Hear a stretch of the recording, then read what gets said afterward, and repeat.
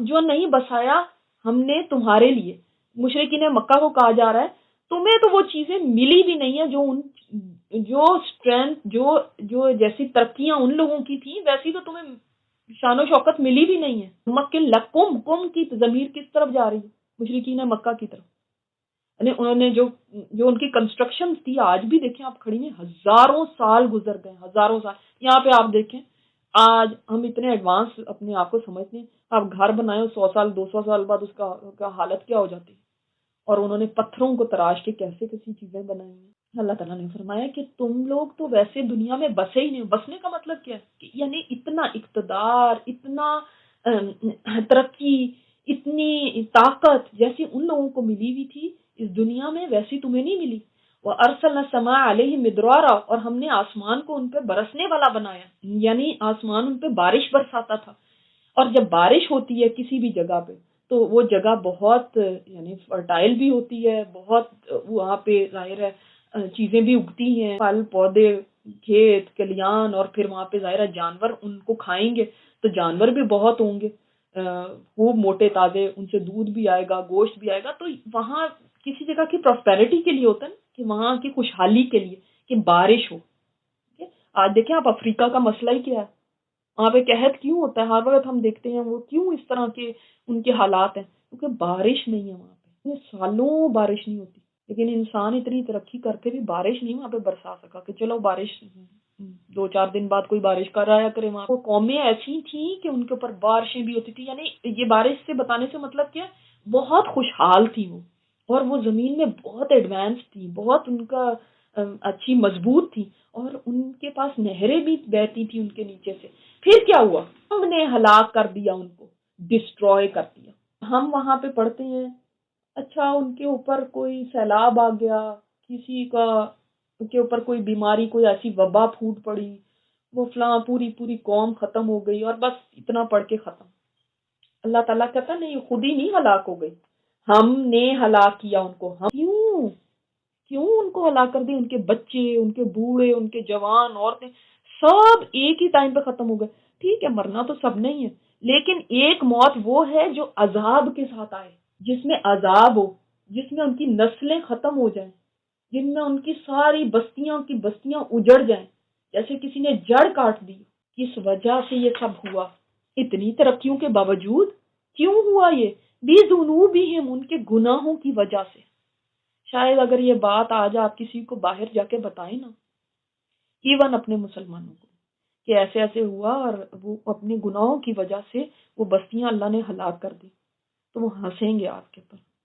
کہتے ہیں وہ گناہوں کی وجہ سے، وہ کہاں سے گناہوں کی وجہ سے؟ بھئی وہ تو وہاں پہ یہ آسمانی آفت آ گئی اور فلانی آ گئی اور یہ زلزلہ آ گیا اور کسی کی یہ تباہی اس وجہ سے ہوئی، اور وہ سارے مادی جو ان کی ریزنز ہیں نا وہ ڈھونڈتے ہیں. کوئی یہ نہیں سمجھتا کہ گناہوں کی وجہ سے انسانوں سے نعمتیں چھین لی جاتی ہیں. انسانوں کی نافرمانیوں کی وجہ سے ذنوب، گناہ، نافرمانیاں، ان کی وجہ سے اللہ نے ان کو تباہ کر دیا، حالانکہ ان کے پاس اتنی ترقیاں تھیں.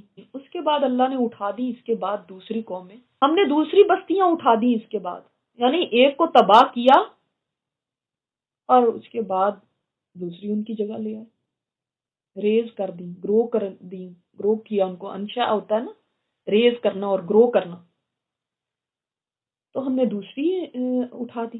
یعنی اللہ تعالیٰ کو کوئی اس سے پرواہ نہیں ہے کہ یہ اتنے سارے لوگ اگر مر جائیں گے تو کیا ہوگا، زمین پہ کیا ہوگا، اتنی زمین میں انسانوں کی کمی آ جائے گی. نہیں، دوسرے لے آیا اللہ تعالیٰ. اللہ کو تو اس چیز سے بے نیاز ہے. وہ پہلے بھی آ چکا ہے نا، ہم نے پچھلی اس میں پڑھا تھا سورت میں کہ اللہ تعالیٰ چاہے تو تمہیں اٹھا کے لے جائے اور تمہاری جگہ اوروں کو لے آئے، پھر وہ تمہارے جیسے نہیں ہوں گے.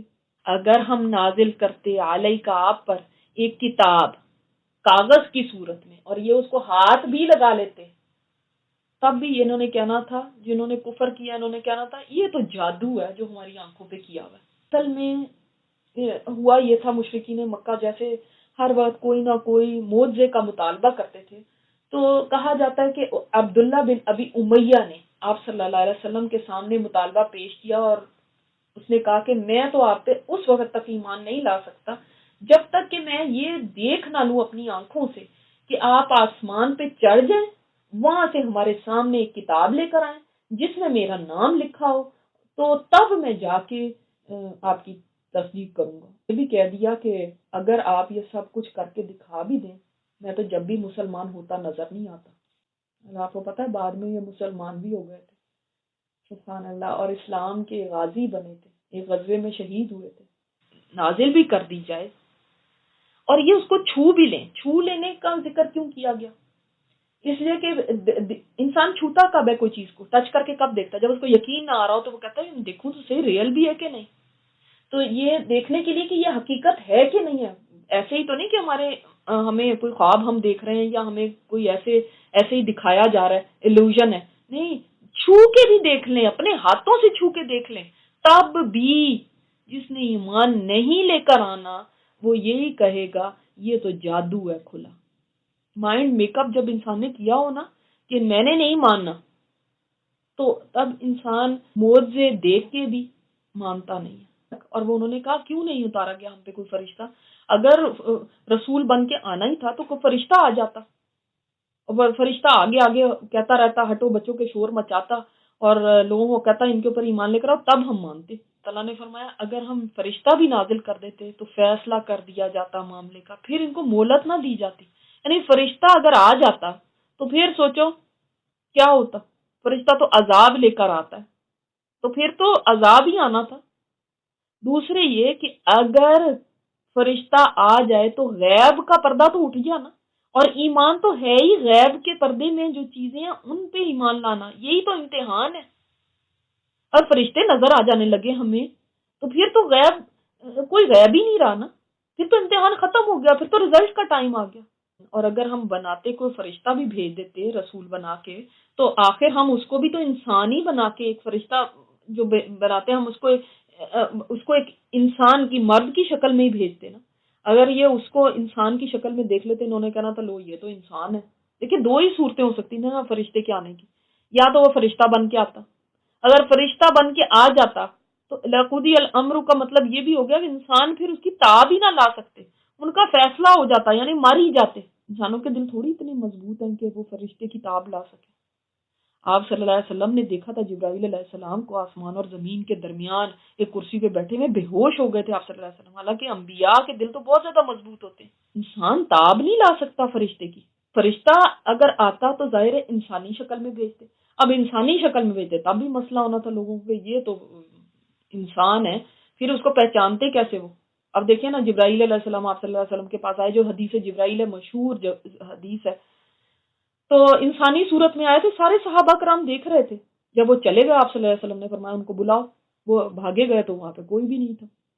آپ صلی اللہ علیہ وسلم نے فرمایا کہ یہ جبرائیل تھے، لیکن صحابہ نے بالکل بھی نہیں پہچانا، ان کو شک بھی نہیں گزرا کہ یہ جبرائیل ہو سکتے ہیں۔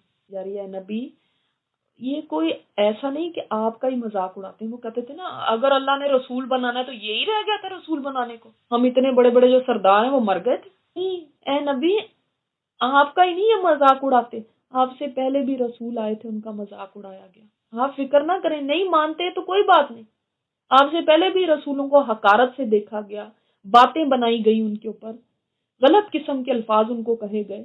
یاد ہے آپ کو ایوب علیہ السلام کا کسی نے سنا ہوا قصہ؟ کیا کیا ان کو کہا گیا تھا؟ کہتے تھے کہ اگر یہ اتنا ہی اللہ والا ہوتا تو اس کے اوپر یہ تو نہ ہوتا کہ آپ جسم ایسا، بیماری ایسی ہو گئی تھی، لوگوں نے اٹھا کے شہر سے باہر پھینک دیا تھا، اگر یہ اتنا ہی اللہ کا نیک بندہ ہوتا تو اس کے ساتھ یہ ہونا تھا۔ کئی رسولوں کو کس کس طرح تنگ نہیں کیا گیا، گھیر لیا ان لوگوں کو جنہوں نے مذاق اڑایا تھا، ان میں سے جس چیز کا وہ مذاق اڑاتے تھے، کس چیز کا مذاق اڑاتے تھے؟ عذاب کا۔